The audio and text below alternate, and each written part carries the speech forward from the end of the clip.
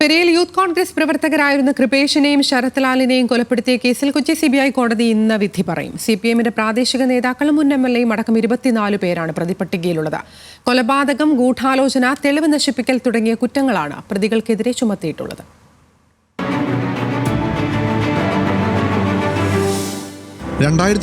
ഫെബ്രുവരി 17 വൈകുന്നേരം 6-നും 7:30-ക്കും ഇടയിലാണ് പെരിയ വില്ലേജിലെ കണ്ണാടിപ്പാറ കല്ലിയോട്ട് വെച്ച് ശരത്ലാലും കൃപേഷും ക്രൂരമായി കൊല ചെയ്യപ്പെടുന്നത്. കാസർകോട്ടെ മൂന്നാട് കോളേജിലെ SFI KSU തർക്കത്തിൽ ഇടപെട്ടതാണ് യൂത്ത് കോൺഗ്രസ് പ്രവർത്തകരായ ഇരുവരെയും വകവരുത്താൻ CPIM പ്രാദേശിക നേതൃത്വം തീരുമാനിച്ചതിന് പിന്നിലെന്നാണ് പ്രോസിക്യൂഷൻ കേസ്. ആദ്യം ബേക്കൽ പോലീസ് രജിസ്റ്റർ ചെയ്ത കേസ് മലപ്പുറം ക്രൈംബ്രാഞ്ച് ഏറ്റെടുത്തു. 14 പ്രതികൾക്കെതിരെ ഹോസ്ദുർഗ് മജിസ്ട്രേറ്റ് കോടതിയിൽ കുറ്റപത്രവും സമർപ്പിച്ചു.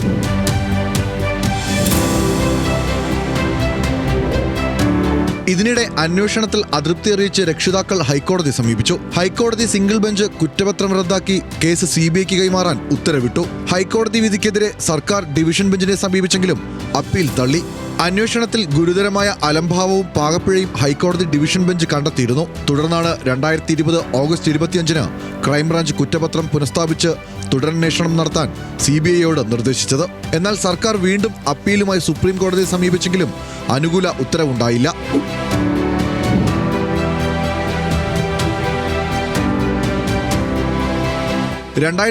ഡിസംബർ 10-ന് CBI കേസ് ഏറ്റെടുത്തു. CBI നടത്തിയ അന്വേഷണത്തിൽ 10 പ്രതികളുടെ പങ്കുകൂടി കണ്ടെത്തി. അന്വേഷണം പൂർത്തിയാക്കി 2021 ഡിസംബർ 3-ന് എറണാകുളം ചീഫ് ജുഡീഷ്യൽ മജിസ്ട്രേറ്റ് കോടതിയിൽ CBI കുറ്റപത്രം സമർപ്പിച്ചു. 3 വർഷം നീണ്ട വിചാരണയ്ക്കൊടുവിലാണ് കൊച്ചി CBI കോടതി ഇന്ന് വിധി പറയുന്നത്. പ്രതികൾ ഇപ്പോൾ വിയ്യൂർ അതിസുരക്ഷാ ജയിലിലും എറണാകുളം ജില്ലാ ജയിലിലുമാണുള്ളത്. പലതവണ ജാമ്യാപേക്ഷ നൽകിയെങ്കിലും കോടതികൾ ജാമ്യം അനുവദിച്ചിരുന്നില്ല. 154 പ്രോസിക്യൂഷൻ സാക്ഷികളാണ് കേസിലുണ്ടായിരുന്നത്. 495 രേഖകളും 85 തൊണ്ടിമുതലും പ്രോസിക്യൂഷൻ ഹാജരാക്കി. പ്രതിഭാഗം 3 സാക്ഷികളെയാണ് വിസ്തരിച്ചത്. Legal desk, news Malayalam.